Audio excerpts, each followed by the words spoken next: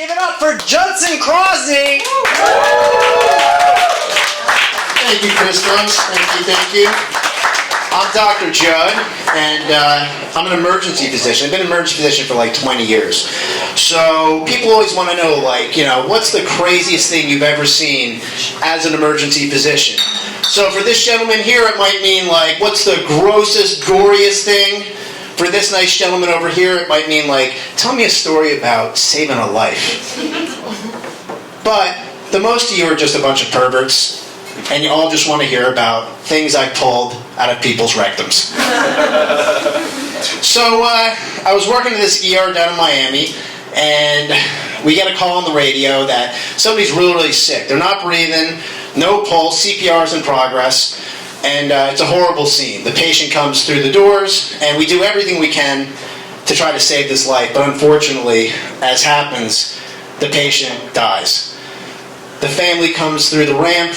We appropriately guide them to the bereavement room. And it kind of sucks because it's my job. I have to tell the family, the bad news. So I sit them down and I give them the bad news, and it's just commotion. It's crying. It's tissues being passed around. It's clutching at my scrubs, and it just sucks. It's never easy.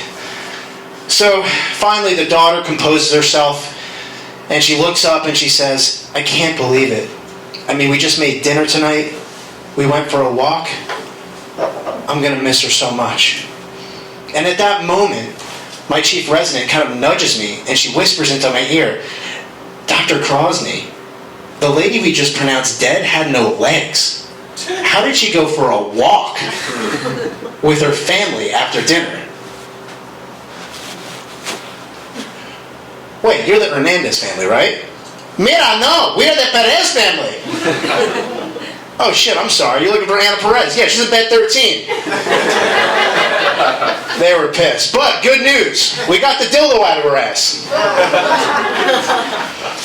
Sometimes I'm like a black cloud. I'm like what they call a black cloud. You don't want to work, like if you work in the ER, you do not want to work with me because I just attract, like, all of the chaos in this world I attract. So even like on an airplane, like we were just on, I've been on 5 different airplanes where I've been called to help. So there's one time I'm coming back from Las Vegas, it's a red eye, middle of the night, I'm sleeping, we get the call, or I get the call overhead, is there a doctor on the plane? So I'm like, oh, what's going on? So I wake up, I look in the aisle, and there's this guy just collapsed.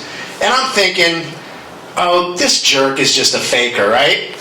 So I whip out the noogie, So I get down, and I just stab him in the chest with the noogie. I'm like, yeah!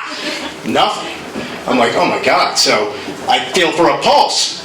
No pulse. I'm like, are you kidding me? I'm on this airplane. And everybody in the plane's looking at me. They're like on their seats looking at me. And I start CPR. I'm going, I can't believe this is happening. What am I gonna do when this guy doesn't wake up? And boom, the guy like wakes up, and I'm like, holy crap, it worked. And I turn around, and there's the flight attendant. So the flight attendant's standing there. She has like a medical bag, and she's like, excuse me, sir, before I give you this medical bag, I need your medical license. I'm like, yeah, sure, it's BK 845-7372. She's like, no, sir, I'm going to need your actual license.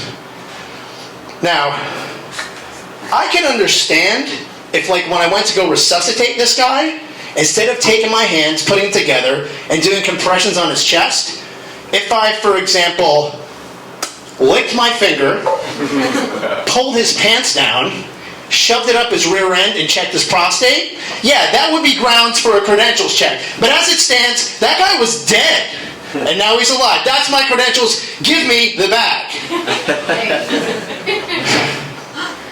It's frustrating sometimes, like, being a doctor. Sometimes I really don't want to be a doctor at all. Sometimes I just want to be a waiter, Like, not for, like, the money or the fame. I just want to have, like, the power to be able to ruin somebody's night just by asking them what kind of water they're going to order for the table. So, sir, you and your lady, will you be having the San Pellegrino, or would you like a bottle of Evian? you guys look kind of, I'll tell you what, you look like a classy couple. I'm just going to get the hose from out in the alleyway, and I'll lay it on the table. Sound good? And what you could do is every time you get thirsty, you could just signal to me, and I'll just go to the spigot and just turn it on and off. How's that sound? So, let's see. I'm dating a Japanese astronaut. She doesn't go to space, but she likes to plant flags like it's the moon in my apartment. Like the flags that she plants, they're not like a pole with like a flag. She plants things like, at first it was like a pair of shoes, then it was like some medicine, then it was like now the whole entire place is just flagged with all pictures of the two of us together. So if any woman ever walks into the apartment, it is clear that this territory has been owned by Chisato. My girlfriend, my Japanese girlfriend, she's the best. She's like the sweetest thing. She's like the polar opposite of me. And so people are always like so like confused. They're like, how did you guys meet? Like, I don't get it. Like, what, and I always ask her, come here, baby, can you come up here and tell them where we met? We met on a special website. What's the website called? JapaneseTittyFuck.com. That was JapaneseTittyFuck.com. Thank you, Chisato!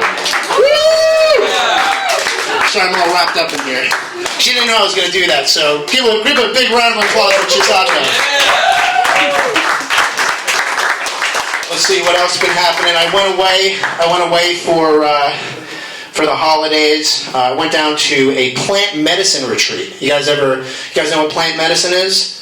So, went to this retreat down in Costa Rica, and it was pretty cool. Like, there was psychedelic components to it, and then there was like some non-psychedelic. Like the psychedelic component, amazing, super cool, breakthroughs, amazing. And then the non-psychedelic part's like not so cool. For example, they had this thing called a temazcal ceremony. So what a temazcal ceremony is, they make a fire, and then they take the embers of the fire, and they put it into this tin, and they pour water onto it, so it becomes a sweat lodge. So they make an oven. They want you to go into an oven. Now, as a Jew, I have my reservations, because historically speaking, things don't really work out that well when we get invited into ovens. Listen, thanks everybody for showing up to our first installment of Close the Door Behind You. Thank you, Christos, our leader. Thank you for the support. Thank you, Whiskey Cellar. I'm Dr. Jud.